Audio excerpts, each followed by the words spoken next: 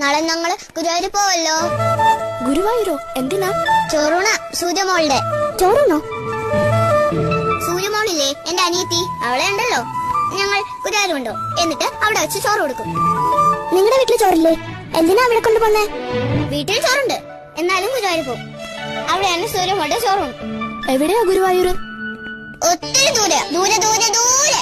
എങ്ങനെയാ പോണേ? ബസ്സിലാ? ബസ്സിലൊന്നും അല്ലെന്നേ, കാറില്ല. എന്റെ അച്ഛൻ കാറുണ്ടല്ലോ.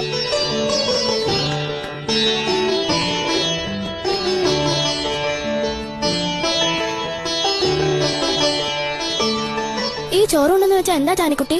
അതോ, ചോറുണ്ടെന്ന് വെച്ചാൽ ചോറും സാമ്പാറും തൈരും പപ്പടവും എല്ലാം കൂടെ കുഴച്ചുരുട്ടി സൂര്യമോൾക്ക് തിന്നാൻ കൊടുക്കും. അതാ. അതിനാണോ ഗുരുവായൂർ പോന്നേ? ഇവിടെ കിട്ടില്ലേ ചോറും പരിപ്പും പപ്പടവും?